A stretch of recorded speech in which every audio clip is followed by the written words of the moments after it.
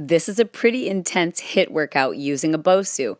So before you begin, please make sure that you have properly warmed up the body. You can do this by doing a moderate walk on a treadmill, maybe even a light jog in place, and then spending some time rhythmically and dynamically warming up your muscles. You can pick up a BoSu at just about any large retailer. They run about $99. You could also use a step platform or just about any box. In fact, with a little creativity, you don't need any equipment at all. Once you've finished warming up, you'll spend 1 minute at high intensity. High intensity for 1 minute. This first exercise is called a BoSu burpee. I'm using the BoSu with the dome side down. You land with the dome side down, take your legs back to plank, quickly hop the feet forward, and then take the BoSu up overhead.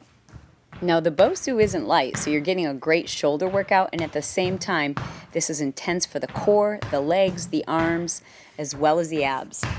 Pace yourself, and remember, you don't have to go at the same tempo that I'm moving at. In fact, for beginners, you may not want to take the BoSu up overhead. With all HIIT training, the goal is to stay at a high level of intensity. So even if you feel like quitting, try to go the entire minute, even if that means sometimes just slowing your pace. But the objective is to really max out your intensity and to go the full minute and earn that 30-second rest.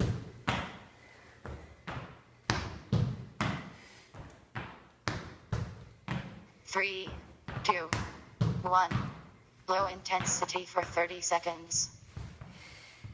Now for the next 30 seconds, you'll do what I call a working recovery. So here we'll start in plank and just begin slowly lifting the legs one at a time. If you need to modify this exercise, simply lower to the ground and do an elbow plank. Just be sure to keep your head above your heart. Work to keep your hips level. Squeeze the glutes each time you lift the leg, and make sure that the core stays engaged the entire 30 seconds. High intensity for 1 minute. On to our next drill. Now I'm working as fast as I possibly can so that my intensity stays at a very high level. Certainly you can slow this down if you're just beginning. I'm taking the arms side to side in a runner's motion with my elbows bent at 90 degrees.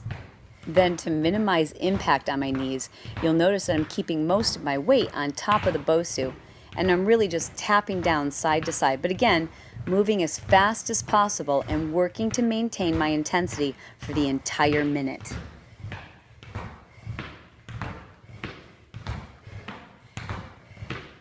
Keep going. Your goal is to be completely breathless when the minute is over, and you'll know that you're doing it right and your intensity is very high if you keep wondering if it's been 10 minutes and not just 1 minute.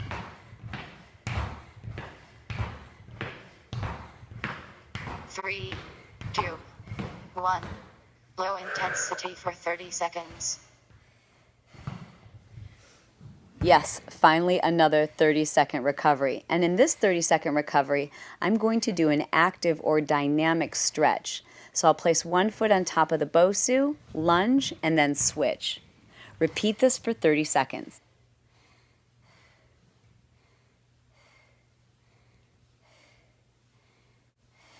Three, 2, 1.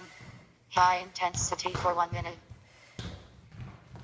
For this drill, you'll go about 15 seconds on each leg, and it does take a little bit of coordination. So we'll spring up, lunge back, and tap. Spring up, lunge back, and tap. And after 15 seconds, we'll switch leads. Now it's the opposite leg that goes up into the air and the opposite leg that lunges back. If you've never tried this drill before, just start really slow and practice. It's one knee up, and the leg that you're stepping on is the leg that lunges back when you tap the bottom of the BoSu. Don't overthink the upper body, but just to point it out, my arms are working in opposition to my legs. If you give this too much thought, you'll probably trip yourself up. But just think about it. It's the same way we move when we naturally are running or walking. That means while one knee is bent, the opposite arm goes forward, or in this case, it goes up. So as I bring one knee up, that opposite arm reaches to the sky, kind of like a layup. Low intensity for 30 seconds.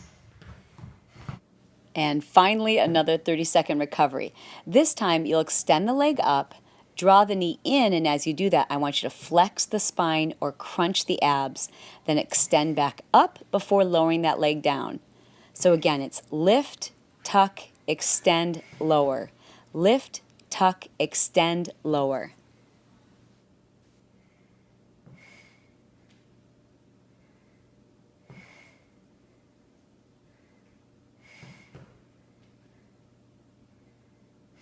2, 1. High intensity for 1 minute. All right, guys, it's time for round 2. Stay strong. This time you know the drill. So put on your favorite beats and let's go as hard as you can for 1 minute.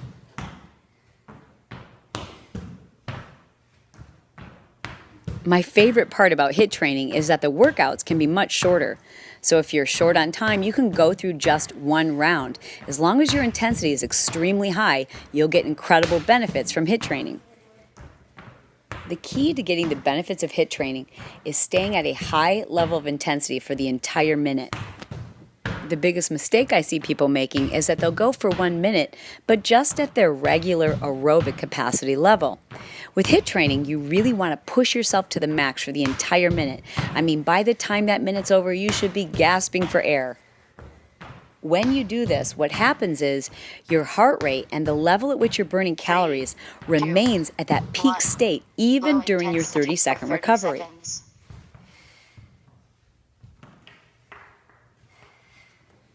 This is also when you can really feel your body just start to release heat. So don't be surprised if during the recovery phase is when you start to sweat the most. Be sure to have a towel nearby. That way you can towel off your hands and make sure you don't slip from the top side of the BoSu. 3, 2, 1. High intensity for 1 minute. 1 minute.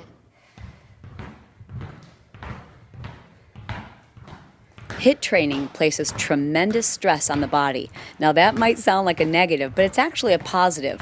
Placing our bodies under stress forces the body to transform.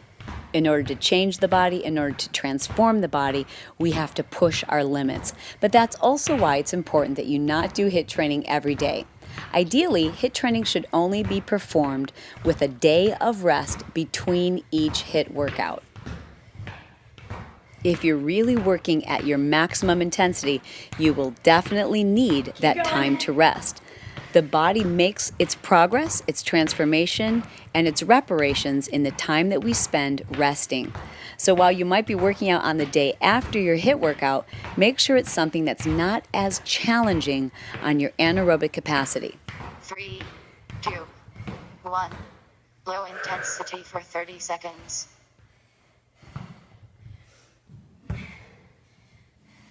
As an important reminder, your heart rate is very high during that 1 minute interval.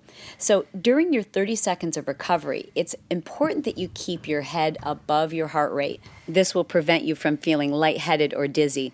And it's also very important that you keep moving during that 30 seconds, even when you just feel like collapsing on the 3, floor. 2, 1. High intensity for 1 minute.